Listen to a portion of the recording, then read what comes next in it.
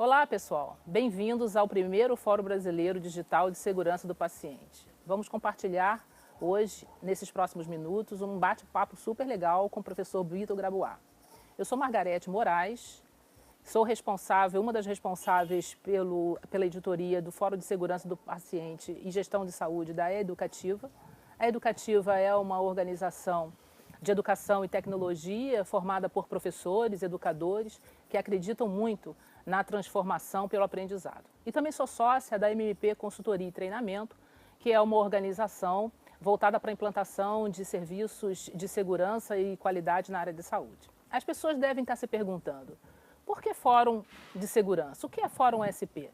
Fórum SP é a tentativa de reunir especialistas, experts, intelectuais, pensadores que acreditam numa mudança positiva do sistema de saúde. São pessoas que acreditam que a transformação pode acontecer através da educação. O tema de hoje, que o nosso entrevistado vai desenvolver, ele é por que mobilizar profissionais e organizações no comprometimento da segurança do paciente. Seja bem-vindo, professor Vitor. Dê um alô para o pessoal, fale da sua experiência sobre o tema.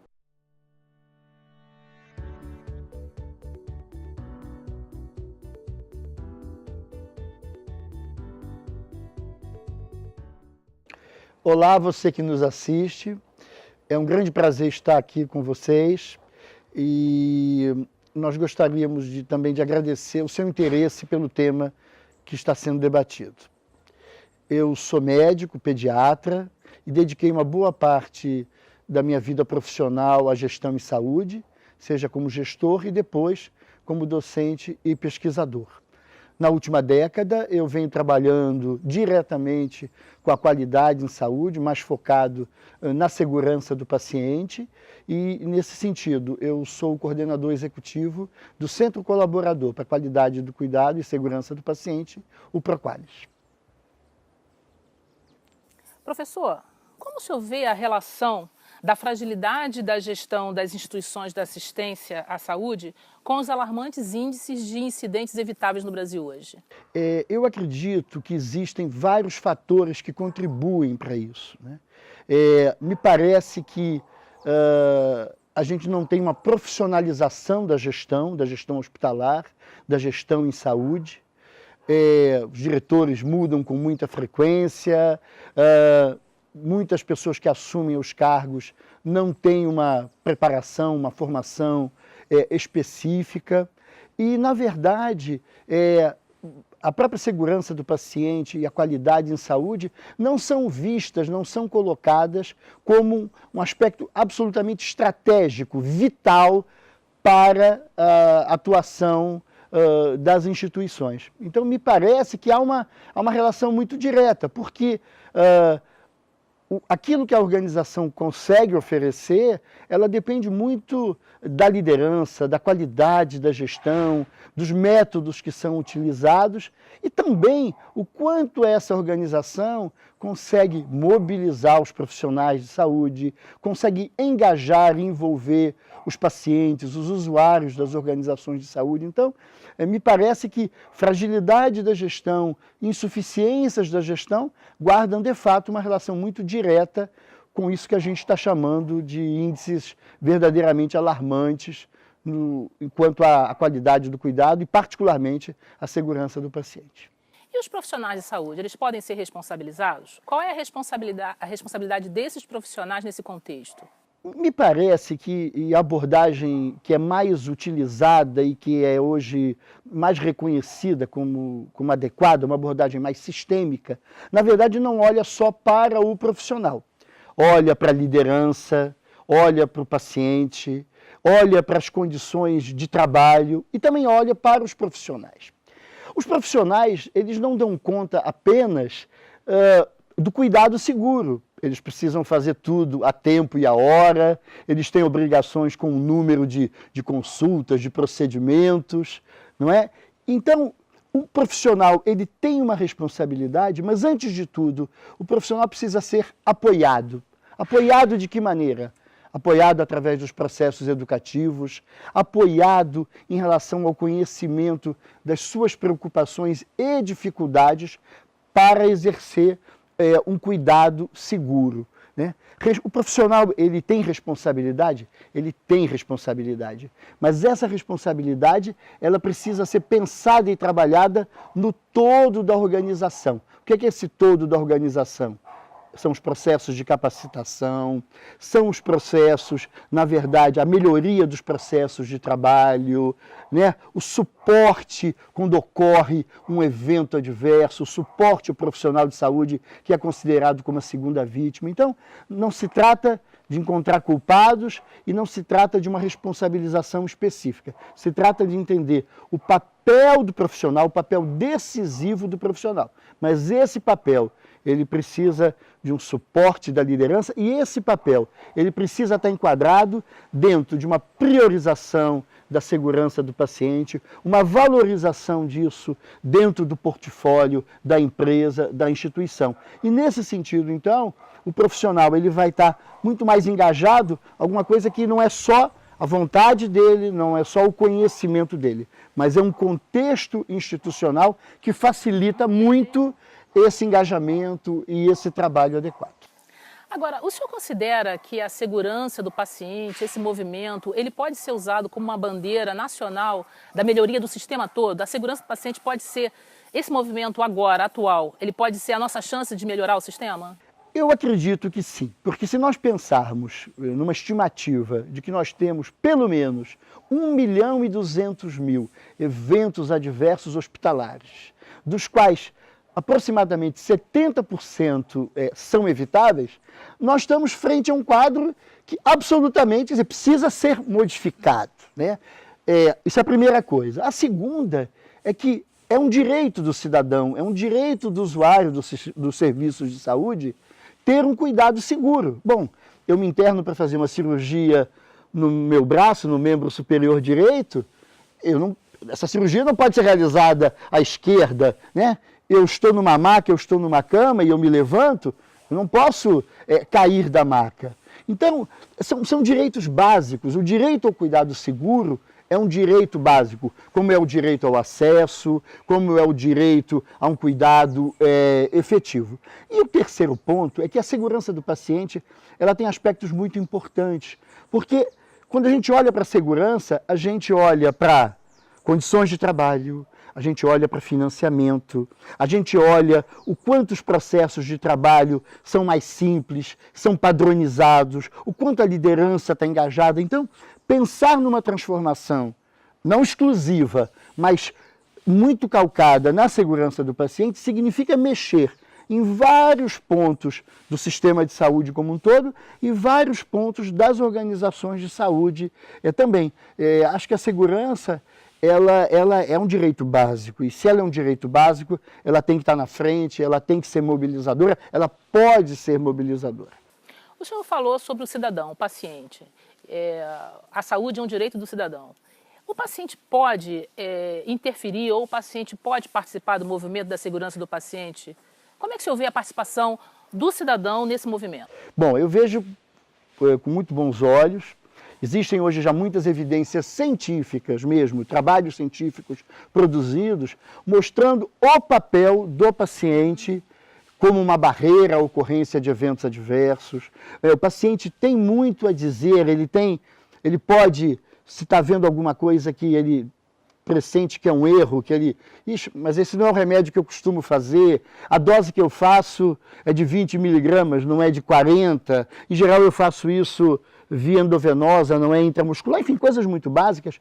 O paciente pode ajudar a prevenir, a evitar a ocorrência de eventos adversos. Mas, além disso, se a gente está falando que isso é um direito do cidadão, né? Isso é um direito da população ter um cuidado seguro, assim como nós já tivemos, né? E quem acompanha a evolução do sistema de saúde no Brasil, todas os aspectos importantes, né? A qualidade do sangue, a prevenção, a questão do DST-AIDS, vários elementos importantes nisso tiveram a participação organizada dos profissionais de saúde, da população, dos pacientes. Então, me parece que é muito importante que os pacientes também digam eu quero um cuidado seguro, eu tenho direito a um cuidado seguro. Um cuidado seguro é possível e eu posso ajudar nisso, eu posso participar disso. Eu vou dar alguns exemplos bem práticos. Se o paciente, por exemplo, existem problemas na segurança, no uso de medicamentos, quando o paciente já faz uso de medicamentos em casa e começa a receber outros medicamentos no hospital. Se esse paciente, por exemplo, ele conhece bem os seus medicamentos, ele sabe as doses, ele é capaz de dizer, ele facilita isso que a gente chama a conciliação medicamentosa. Isso é um exemplo bastante prático, bastante importante. Se o paciente, por exemplo, não está entendendo alguma orientação que o profissional de saúde oferece, e ele diz isso claramente, é a oportunidade que o profissional de saúde tem de dizer, então, por que o senhor não entendeu isso? Então eu vou lhe explicar mais adequadamente. Por quê? Porque o paciente também erra, né? Paradoxalmente, o paciente erra. Porque se ele erra numa dose de um remédio, né? Ele deixa de tomar, ele acha que não vai ter problema, mas... Então, e uma outra coisa também que é bem significativa é do paciente poder falar das suas preocupações quanto à segurança do paciente, né?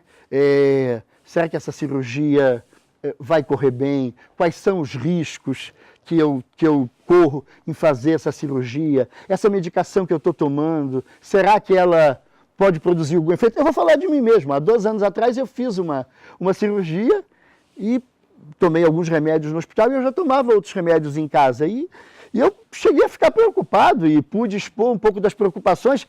Como é que ia ser os remédios que eu tomava em casa e os remédios que estava tomando no hospital? Então, esse aspecto do paciente falar, abordar também das suas preocupações quanto ao cuidado que está recebendo, ele pode ajudar os profissionais de saúde a ficarem mais alertas, a ficarem mais conscientes do próprio risco que existe em cada uma das questões. Hoje a gente fala muito de higienização das mãos, que é uma bandeira muito importante para um cuidado seguro, para a prevenção das infecções associadas ao cuidado, e hoje se estimula muito abertamente os pacientes que perguntam aos profissionais de saúde se eles fizeram a higienização adequada das mãos antes do cuidado. Então, essa participação do paciente, tanto de um ponto de vista, vamos chamar micro, né, na relação com os profissionais de saúde, quanto numa dimensão mais social, né, mais da sociedade como um todo,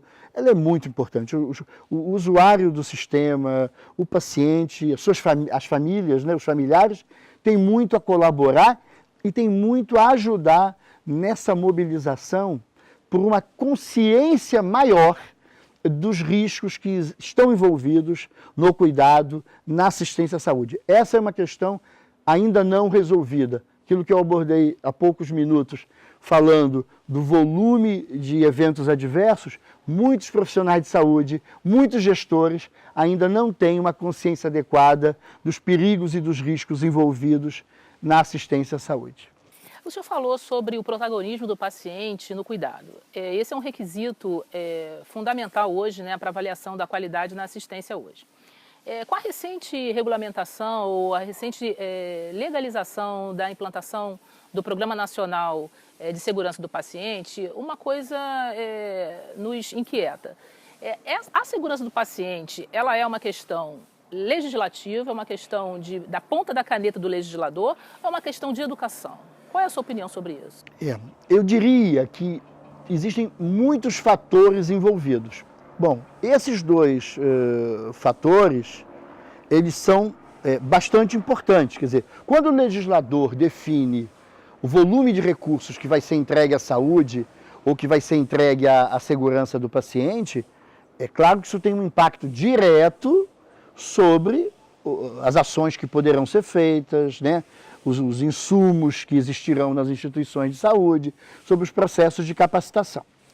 Na outra ponta, em que você abordou, os processos de capacitação são muito importantes, porque eles são absolutamente decisivos para aquilo que o profissional de saúde conhece, aquilo que ele tem informação, e não apenas a transmissão de informação, que eu acho que isso é que é importante. O processo educativo, ele é mais significativo o quanto mais ele interage com o processo real de trabalho, né? Porque o profissional de saúde, ele está frente a um dilema. Ele vai para a sala de aula, ele aprende aquilo que é o processo ideal, claro, aquilo que deve ser feito. Mas ele volta para o local de trabalho dele, ele tem o real, né? A equipe às vezes está subdimensionada, não há os insumos suficientes, pessoas são mais inexperientes na realização de certos procedimentos. Então, o processo educativo, ele precisa fazer um pouco desse amálgama, desse diálogo entre aquilo que é o conhecimento baseado em evidências, quase que prescritivo de uma certa maneira, e a realidade. Quando esse diálogo acontece, aí ele é transformador, porque, na verdade, o conhecimento resultante é um amálgama mesmo entre aquilo que deve ser feito e como realizá-lo aquilo de uma forma prática, de uma forma concreta. Mas quero dizer também que nós falamos do legislador e nós falamos do processo educativo, mas no meio nós temos muitos outros fatores contribuintes. Quero chamar a atenção de vocês para o fato de que um fator importante, enquanto uma organização é segura, é o comprometimento da liderança. O que é comprometimento da liderança? Vamos falar de uma forma prática. O comprometimento da liderança é aquele líder ou aquela alta direção que é capaz de perceber que não adianta falar da segurança, é preciso fazer isso de uma forma prática, concreta, conhecer as preocupações dos trabalhadores, formalizar um posicionamento da instituição contra a segurança do paciente, colocar isso num planejamento estratégico, fornecer os recursos necessários para que as pessoas trabalhem com segurança. Então, instalar um sistema de segurança do paciente, né? Um outro lado que a gente estava abordando, as condições de trabalho, as equipes são muito importantes, né? As equipes conversam antes de fazer um procedimento, elas identificam os perigos e os riscos existentes, elas identificam que recursos são necessários ou não. Então, na verdade, a gente pode falar de uma ideia talvez de um arco-íris, ou a ideia de um sistema em que nós temos a liderança, nós temos a equipe, nós temos fatores, que no caso você citou o legislador, fatores que estão fora da organização, né? Temos cada indivíduo, né? O seu conhecimento, o seu comprometimento, o seu engajamento. Então, é o que a literatura científica da segurança do paciente chama de fatores contribuintes. Não basta que a liderança esteja mobilizada, não basta que o trabalhador esteja ciente e conheça tudo aquilo que deve ser feito. É esse conjunto de fatores que precisa ser, em última instância, mobilizado para que o cuidado, lá quando chega, na hora da dose certa, no local certo, no momento certo, possa acontecer. Tocando nesse assunto, né, dos fatores contribuintes, né, quais problemas nestes fatores, né, nós precisamos vencer para elevar o nível de segurança da nossa assistência, professor? Essa pergunta é muito importante porque ela, na verdade, e você que está nos assistindo e que é um profissional de saúde, sente isso no dia a dia. Nós temos problemas de toda a ordem, eu já abordei, vamos chamar menos de problemas e mais de desafios. Nós temos uma questão importante que é o desafio da profissionalização da gestão. Manter os gestores, capacitá-los de forma adequada, criar um quadro que eles possam trabalhar e fazer planos e assistir e conduzir a implementação desses planos, né?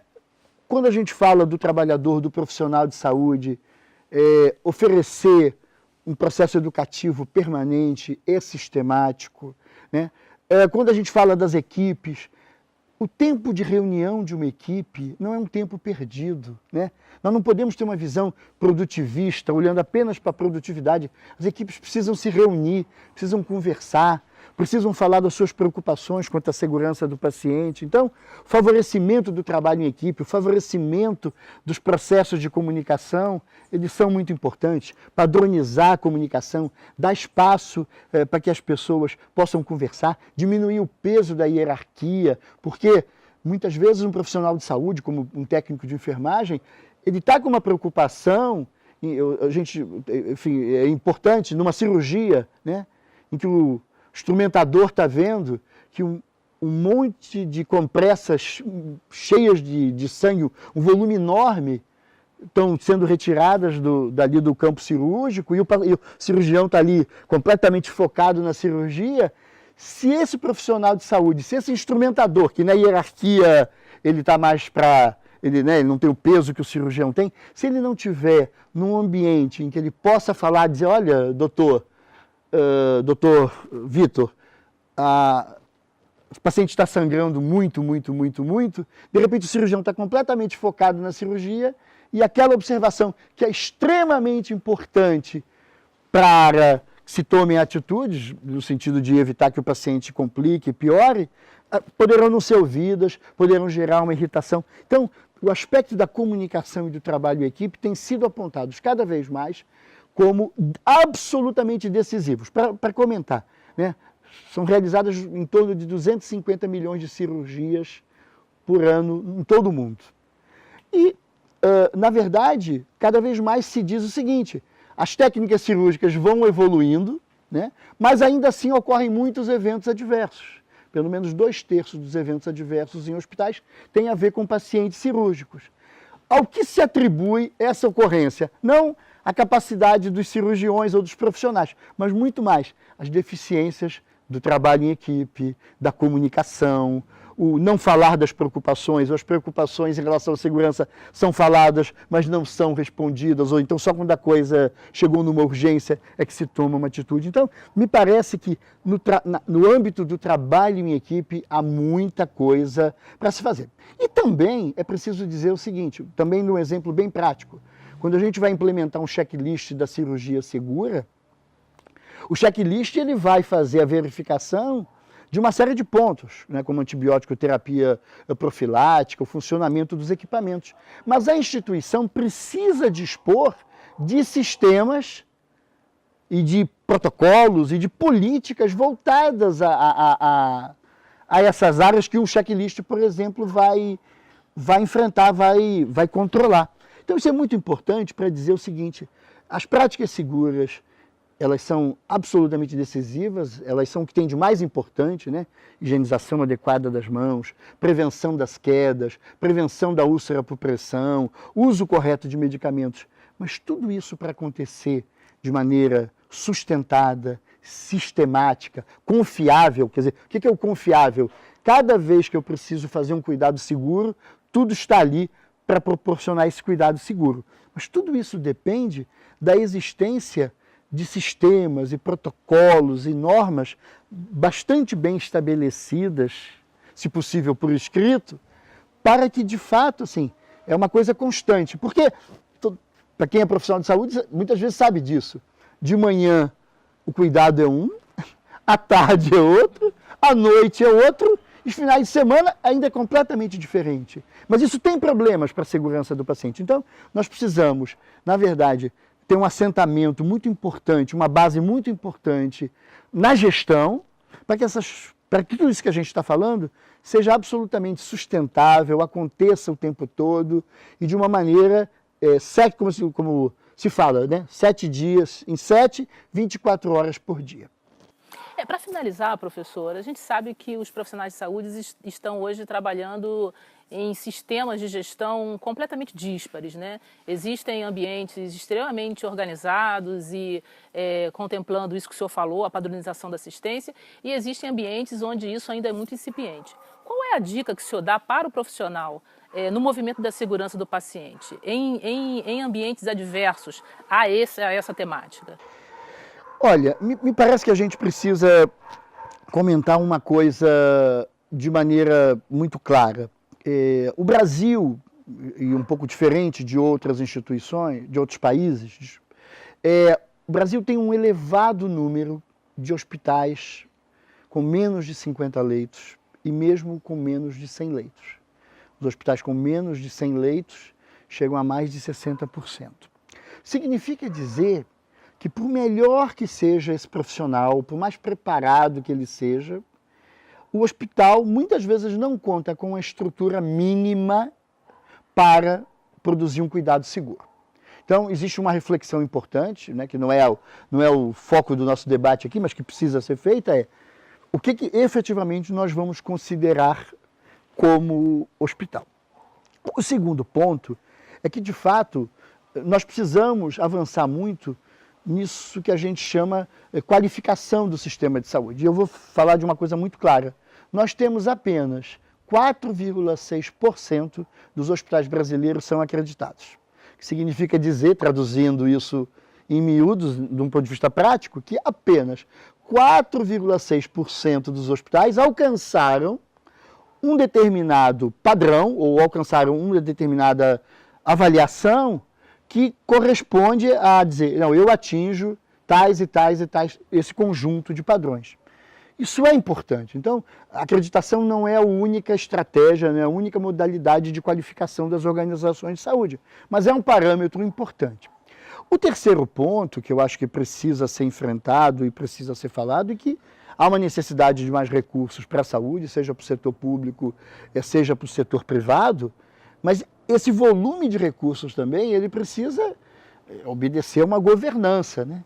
Então, é uma aplicação de recursos em que haja um planejamento estratégico no qual a segurança do paciente ela está presente, existem objetivos muito claros, existem metas claras, eu estabeleço indicadores. Então, eu diria, grosso modo, precisamos de mais recursos e precisamos de muito mais gestão, de muito mais qualificação, para que lá, como a gente estava dizendo, lá na ponta, o cuidado, ninguém caia da maca, ninguém receba uma dose errada de um medicamento, porque, para concluir, a ideia de que aquilo que é evitável e a proporção dos eventos adversos evitáveis é muito significativa, aquilo que é evitável, aquilo que produz morte, aquilo que produz um dano grave, é uma prioridade absoluta, não apenas para cada profissional, não apenas para cada equipe, não apenas para cada instituição, mas para o sistema de saúde como um todo. Eu acho que esse é um compromisso que nós todos, né, você que está nos assistindo, eu, todos nós, que é o compromisso em reduzir ao máximo tudo aquilo que é evitável como dano e, particularmente, o dano grave evitável. Esse é um compromisso, eu acho que para o país. Professor, nós sabemos que os processos educativos nas instituições de saúde hoje falham na medida em que os incidentes evitáveis continuam aumentando e continuam sendo recorrentes nessas instituições. Qual é o papel das instituições formais e não formais de ensino nessa mudança da prática, o fazer acontecer na prática? Bom, a sua pergunta é uma pergunta absolutamente fundamental para que a gente possa mudar de cenário. Quer dizer, acho que é preciso dizer, antes de tudo, que nós precisamos aumentar muito, de qualquer sorte, o volume de ofertas educacionais, voltadas à qualidade, voltadas à segurança do paciente. Não é possível pensar em implementar práticas seguras ou protocolos seguros, por exemplo, sem que uma certa parcela dos profissionais de saúde em cada instituição dominem ferramentas de melhoria da qualidade e tudo mais. No entanto, eu acho que é importante dizer que, e já tinha abordado isso anteriormente, é que pensar em estratégias que favoreçam exatamente esse diálogo entre o conhecimento baseado em evidências e o fato de que do lado de lá, vamos chamar do lado de lá, da sala de aula, ou atrás do laptop, ou como a gente já sabe hoje que o celular é a principal via de acesso à internet, do lado de lá nós vamos ter um adulto, e um adulto não aprende como uma criança, uma pessoa que já tem experiências para contar, ele tem uma opinião, ele tem conhecimentos a respeito da sua instituição, a respeito das suas dificuldades. Então nós precisamos pensar também em estratégias, né, que fomentem esse diálogo, né? Então, a ideia dos vídeos, né, a ideia dos jogos, a ideia dos aplicativos, a ideia da troca. Eu acho que o que está em jogo é a garantia da troca. O que eu estou chamando de troca, para ser muito preciso? A troca entre os espaços de aprendizagem, que seja uma aprendizagem para todo mundo, na verdade. O que está acontecendo hoje é que nós não podemos ficar mais naquela coisa de eu ensino e vocês aprendem. Não. Na verdade, todo mundo ensina, todo mundo aprende. Como é que é isso do ponto de vista prático? Do ponto de vista prático os espaços educacionais, as ofertas educacionais, elas têm que criar espaços virtuais ou espaços presenciais para que o aluno possa trazer a sua experiência real e concreta, as suas dificuldades, o que ele fez para implementar e deu certo, o que ele fez para implementar e não deu tão certo, porque, na verdade, o que vai sair daí é que é o aprendizado, é esse amálgama, é esse diálogo. Eu acho que é essa ideia, né? Quer dizer, pensar na universidade ou pensar em instituições não formais, mas ambas estão defrontadas ao mesmo tipo de desafio. Como introduzir, como integrar o conhecimento do aluno, a visão do aluno. Por quê? O aluno vai estar trazendo, em última instância, o mundo real, o mundo onde as coisas efetivamente acontecem e onde ele precisa dar conta da segurança do paciente, da efetividade do cuidado, da equidade, quer dizer, de várias dimensões da qualidade em saúde. Professor Vitor, muito obrigado pela sua presença. Agradeço aos nossos telespectadores que estão nos assistindo. Obrigada e até a próxima.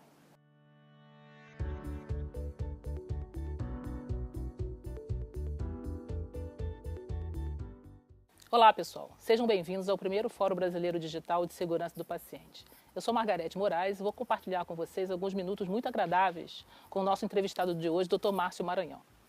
Eu sou uma das responsáveis pela editoria do tema Gestão de Qualidade e Segurança da EED Educativa.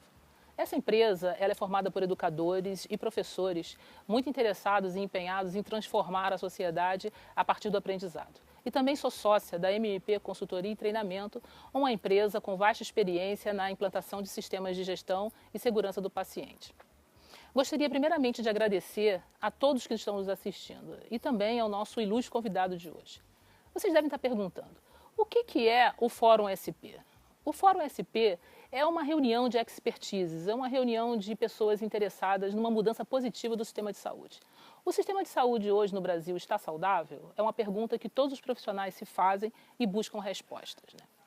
O que é, então, a possibilidade de você fazer mudanças no processo assistencial hoje no Brasil, onde o requisito da segurança passe a ser uma questão estratégica e fundamental? Gostaria de iniciar a nossa conversa de hoje lançando o seguinte tema. Quais são as consequências da falta de gestão da segurança para o processo assistencial? Para essa conversa, então, chamamos o Dr. Márcio Maranhão. Dr. Márcio, dê um alô para o pessoal que está nos assistindo, fale um pouco da sua experiência.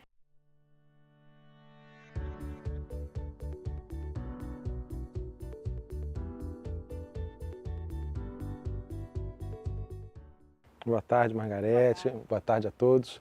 É um prazer estar aqui hoje conversando sobre um tema tão relevante que diz respeito a todos nós, a segurança no sistema de saúde, né? Bom, eu sou cirurgião torácico há 22 anos, sou fruto de uma formação pública, me formei em escola pública, exerci a profissão em hospitais públicos e exerço até hoje como cirurgião torácico. Tenho uma satisfação muito grande de ser formado em uma universidade pública e trabalhei por diversos anos atendendo a população de uma maneira geral no Sistema Único de Saúde. Atualmente também eu coordeno um centro cirúrgico de um hospital privado aqui no Rio de Janeiro, um centro cirúrgico de média e alta complexidade, com muitas cirurgias por mês e que me trouxe também um lado de gestor muito significativo para mim, muito importante e que me fez conhecer os problemas que atingem todo o nosso sistema de saúde, tanto público quanto privado. Recentemente, em 2012, eu lancei um livro, eu sou autor de um livro chamado Sob Pressão, a rotina de guerra de um médico brasileiro. E esse livro ele é fruto, Margarete, de uma experiência na saúde pública, às vezes frustrante, às vezes angustiante, às vezes gratificante, eu diria muitas vezes gratificante, mas ao mesmo tempo desafiadora. Desafiadora porque na formação médica que eu recebi, e na minha formação como profissional de saúde, enfrentar diversos problemas, diversos desafios, que a gente não conseguia encontrar uma solução, e o diagnóstico de um sistema de saúde falido, um sistema de saúde muito inseguro, era realmente muito angustiante para quem está ali na frente, no fronte de batalha. Então esse livro é fruto também dessa minha experiência e desse diagnóstico tão melancólico e tão triste da gente não ter ainda no Brasil uma cultura de segurança centrada no cuidado do paciente, tanto na esfera pública quanto na esfera privada. Pois é, doutor Márcio, com tanta experiência, tanto na área pública como na área privada, né, com tanta experiência negativa, né, sobre essa falta da gestão de segurança, o senhor podia nos relatar alguns aspectos negativos da falta dessa gestão de segurança no serviço de saúde público ou privado no Brasil? A gestão de segurança é uma situação, uma diretriz que deve ser tomada pela alta administração, pela alta direção das organizações, das instituições de saúde, né? Não há gestão de segurança ao se implementar apenas um núcleo de segurança num hospital ou fazendo um escritório de qualidade que faça um gerenciamento de risco.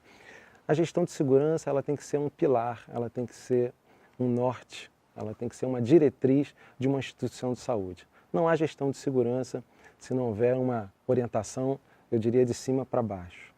Essa é um princípio fundamental para pensarmos em falar de segurança dentro de uma instituição de saúde. O apoio incondicional da alta administração, seja ela na esfera pública, seja ela na esfera privada. As instituições de saúde, elas são, por natureza, são organizações muito complexas, né, Margarete? A gente sabe disso, sujeita aí a vários eventos, a vários incidentes, que tem um objetivo primordial, garantir uma assistência de qualidade. Esse é o princípio fundamental das instituições de saúde. Pode ser um hospital, pode ser um laboratório, pode ser uma clínica. Esse é um princípio fundamental.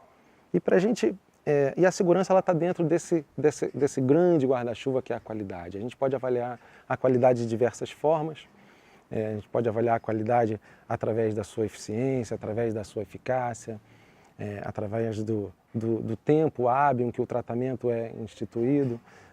Hoje a gente tem protocolos muito bem recomendados em relação a um paciente de apendicite, ele tem que ser operado em até 12 horas e 24 horas, está previsto já a alta hospitalar dele.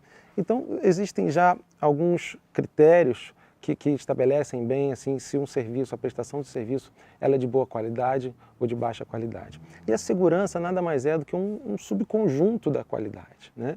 A qualidade ela pode ser avaliada de diversas formas. E o que é a segurança? A segurança nada mais é do que a ausência de erro, né?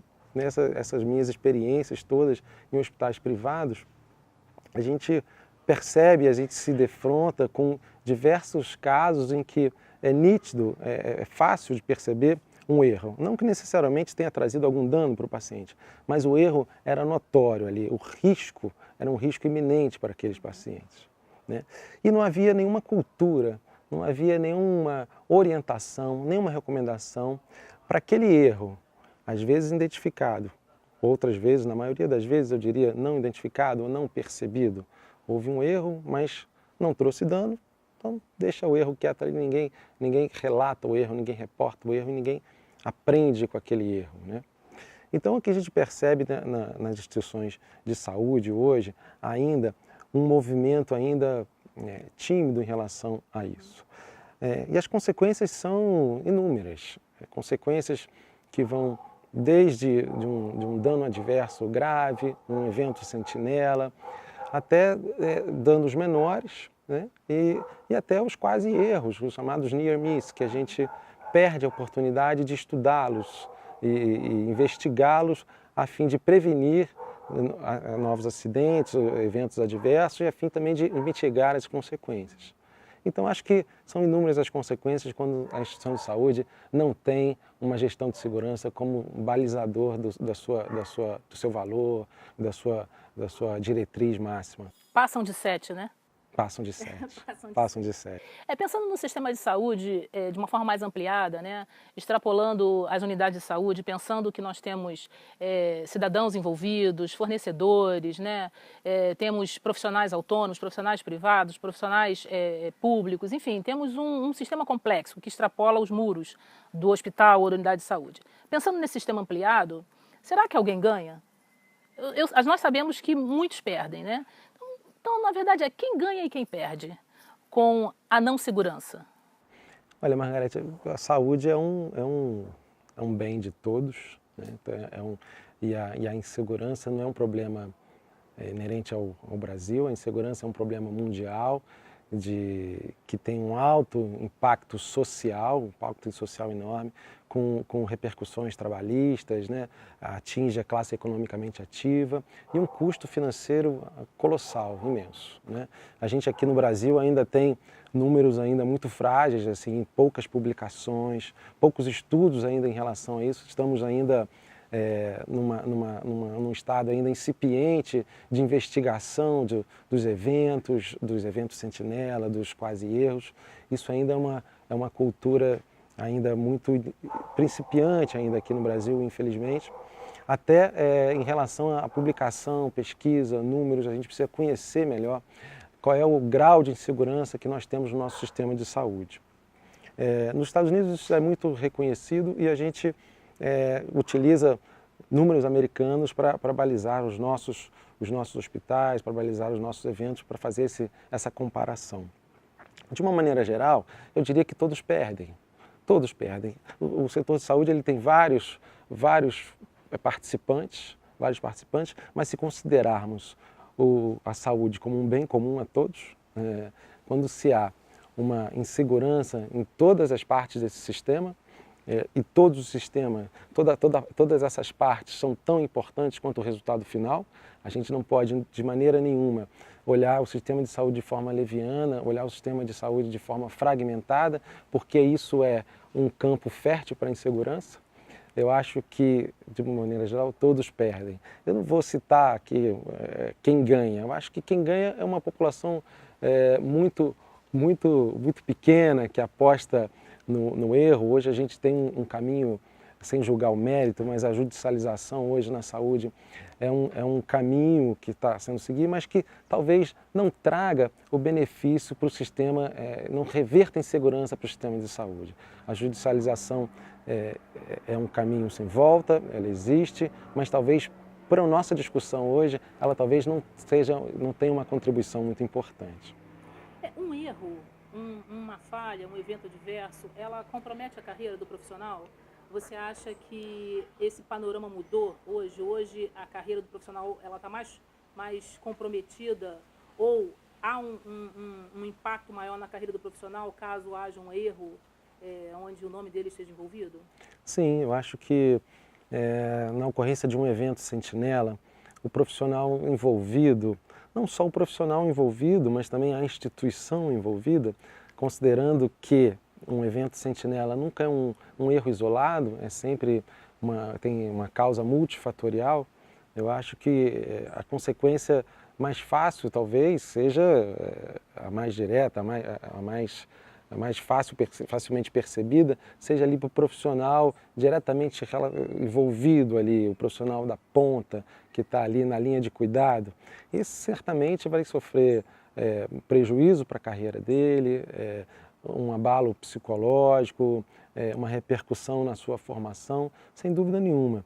Agora, o evento sentinela ele deve ser estudado, ele deve ser encarado, porque ele representa um colapso total de todo o desenho da linha de cuidado, ele representa uma falha de todo o sistema de saúde, daquela assistência, né? O evento sentinela traz isso à tona e quando isso acontece, não adianta a gente apenas pensar em profissional, né? A gente tem que participar cada vez mais, o paciente e os familiares, daquilo que está sendo feito, quais são os protocolos, disponibilizar e melhorar a qualidade da informação, incluir pacientes e seus familiares na linha de cuidado e na sua segurança é fundamental. Hoje a gente ainda está muito aquém do que a gente gostaria. Acho que houve muitos avanços iniciativas, tanto da iniciativa privada, iniciativas do governo federal, com a implantação do Programa Nacional de Saúde do Paciente, em parceria com as secretarias, os órgãos representativos, a Fiocruz, um braço muito importante na linha de pesquisa também, para estudar o erro médico. É muito difícil hoje a gente falar de erro médico, erro do sistema de saúde. Isso ainda é um tabu e sempre quando se aborda esse assunto, a nossa cultura hoje ainda é muito reativa e a gente, certamente, a falha acontece e quando a gente não apura o evento de forma não reativa, de forma proativa, a gente perde a oportunidade ali de melhoria contínua, a gente perde a oportunidade de aprendizagem com aquele evento. No caso da pergunta, um evento sentinela. Então o senhor está dizendo que ainda a segurança do paciente, numa realidade em nível de Brasil, ainda é incipiente. Essa incipiência, ela afeta as organizações? A gente sabe que ela afeta os pacientes e ela afeta os profissionais. E ela afeta as organizações? Como as organizações perdem pela falta da gestão da segurança?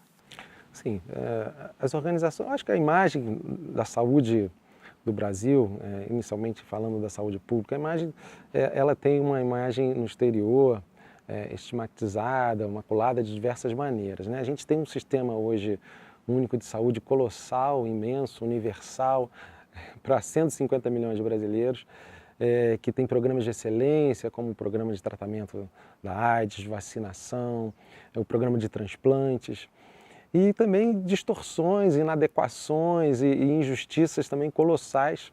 E a soma desses dois fatores aqui, dessas duas características, é que realmente fazem a imagem da saúde do Brasil no exterior. Em relação à saúde privada,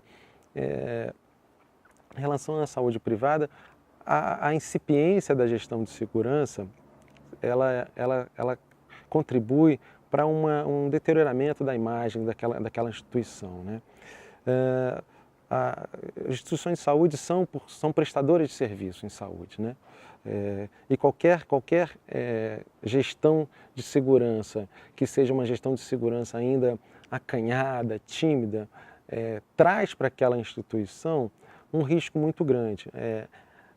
Ela passa a ser uma instituição insegura à medida em que não há uma gestão de segurança de fato efetiva, como eu falei no início, apoiada pela alta administração e encarada como uma diretriz daquela instituição. O senhor acha que, de fato, as pessoas, os pacientes, cidadão em geral, ele corre risco de morrer e ter sequelas graves em instituições que não têm gestão de segurança ou a gestão de segurança ainda é incipiente? Existe esse risco? É real? Sim, esse risco é real.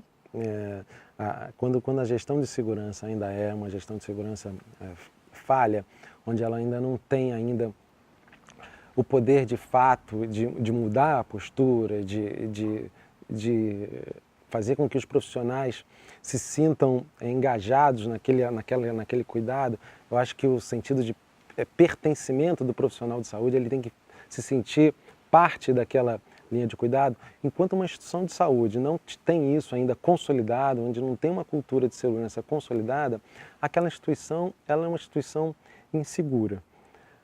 Uma instituição que quando a gente diz que um hospital não tem erro, não necessariamente a gente está dizendo que essa instituição não é uma instituição segura. Uma instituição, um hospital, uma clínica que não apresenta erro, a gente pode primeiro desconfiar da gestão de segurança, porque há que se ter um olhar para a segurança, não reativo, mas um olhar de reconhecimento do erro e do reconhecimento das possíveis falhas que possam acarretar num dano. O dano nada mais é do que a consequência de um erro. E o erro é aquilo que não deu certo, é aquilo que aconteceu fora do previsto. Então a gente pode dar alguns exemplos práticos para ficar mais claro. Quando você tem dois pacientes com nomes muito parecidos, que serão submetidos a dois procedimentos também muito parecidos, na mesma hora por equipes diferentes. Há que se ter um olhar muito atento sobre isso. Há que se ter, na linha de cuidado, no processo do hospital, barreiras que impeçam que um paciente A seja operado por uma cirurgia que não estava prevista ele ser realizada. O José da Silva Júnior e o José da Silva Santos São 2 pacientes, um nome muito comum, 2 pacientes, José da Silva Santos ia operar o joelho esquerdo, José da Silva Júnior ia operar o joelho direito, na mesma hora. Então, eles são encaminhados para o centro cirúrgico na mesma hora. Quando uma instituição não tem uma gestão de segurança, se esses 2 pacientes são operados na mesma hora e nada acontece e dá tudo certo, parece que não houve nenhum risco ali iminente de que houvesse um dano. Quando uma instituição de saúde tem um olhar de gestão de segurança sobre esse caso, sobre um exemplo que eu acabei de dar, há que se ter barreiras para que se impeça que o paciente A seja operado no lado errado e que o paciente B seja operado no lado certo pela equipe certa.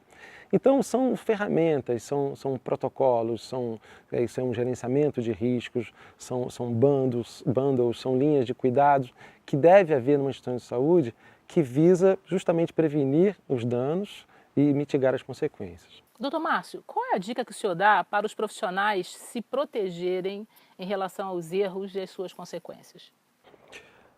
Bom, o que a gente percebe no setor de saúde é que muitos erros acontecem, são provenientes, a grande maioria deles são provenientes de falhas de comunicação. A comunicação é uma ferramenta poderosa e ela tem que ser bem trabalhada. A comunicação precisa encontrar um caminho fértil para que ela seja realmente difundida no setor saúde. O setor saúde ele tem uma especificidade muito grande, né? Então, o setor da aviação tem uma comunicação específica, a energia nuclear tem uma comunicação específica e a saúde precisa disso também. Existem ferramentas para transferência de comunicação, existem modelos a serem seguidos de como a gente deve se comunicar de forma clara, direta e de forma sucinta para que realmente a pessoa que escute esteja realmente atenta, né? Há que se ter também uma escuta ativa quando você tem uma transferência de informações. A maior parte dos erros acontece na transferência da informação. Isso já é sabido. Então, para um profissional de saúde se proteger, eu acho que primeiro ele tem que estar atento à forma como ele se comunica e à forma como ele escuta a informação.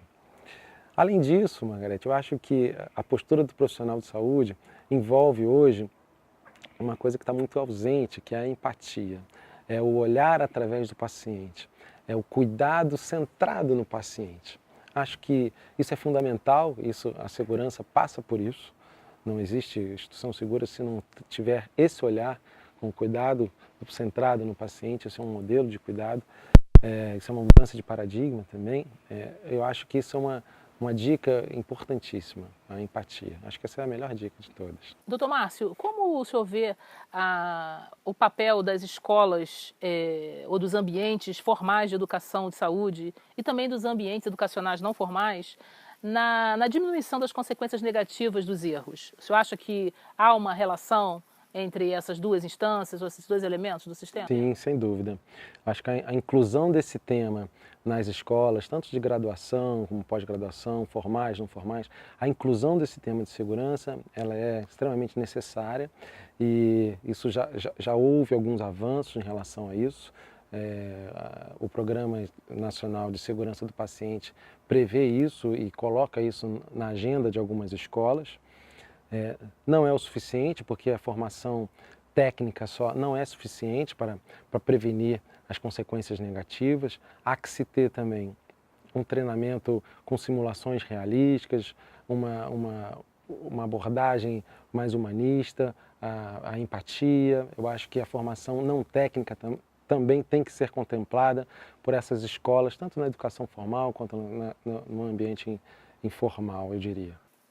Doutor Márcio, agora só para a gente descontrair um pouquinho aqui, conta para a gente o processo de filmagem. Nós estamos sabendo que o seu livro, né, serviu como base, né, como inspiração para um filme. O senhor pode contar para a gente um pouquinho? Isso foi uma satisfação muito grande ao saber que o meu livro tinha gerado uma vontade de se produzir uma obra audiovisual sobre esse tema, né? Quem trabalha na saúde pública e que tem uma indignação assim relacionada ao que fez, o que poderia ter feito, as histórias que as experiências vividas, né? Tudo isso, de certa forma, tatua assim, o profissional, né? Isso fica marcado na experiência do profissional. Isso ficou traduzido num livro autobiográfico e que acabou gerando uma outra história, um outro roteiro, um roteiro de ficção, que bebe dessa fonte, que bebe desse ambiente das emergências públicas, que nada mais são do que um termômetro da saúde pública, né? A emergência, ela infelizmente, ela é porta de entrada para muitos pacientes que não têm acesso a um ambulatório, a uma atenção primária. Então a emergência, ela traduz um pouco da saúde pública. E esse roteiro foi baseado nisso, foi baseado num médico trabalhando com mais de 24 horas, com uma sobrecarga de trabalho enorme, com condições de trabalho inadequadas, com estresse, com fadiga, com problemas pessoais, um cirurgião envolvido e comprometido com o paciente, sujeito a falhas, sujeito a equívocos, sujeito a avaliações imprecisas por conta de todo o contexto em que ele está inserido. E o roteiro é baseado nisso, mostra aí um médico tentando levar um plantão de 24 horas com os recursos que ele dispõe e tomando, o que eu descrevi no livro, atitudes à beira do leito. Atitudes à beira do leito são aquelas atitudes muitas vezes condenáveis quando você não está fora naquele ambiente, mas dentro daquele contexto passam a ser a única opção possível na tentativa de salvar uma vida, atenuar um sofrimento. Então acho que o filme vem por aí, ele tem um roteiro bastante impactante, assim, tem escolhas a serem feitas e eu acho que se a gente conseguir atingir o objetivo principal, ao meu ver, que é realmente trazer a saúde para a discussão, para o centro da mesa. A gente precisa mudar esse eixo, a gente precisa ter uma participação maior da sociedade, a gente precisa ter uma nova atuação do próprio profissional de saúde. E quando eu me refiro ao profissional de saúde, agora eu estou especificamente falando do médico. Eu acho que o médico tem que ter uma nova postura, tanto em relação à segurança, mas em relação à saúde que nós queremos realmente ter aqui no Brasil. Eu acredito que esse filme vai trazer realmente essa centralidade da questão, acho que para a sociedade. Doutor Márcio, muito obrigada. Agradeço muito a sua presença, agradeço a todos a presença e a contribuição.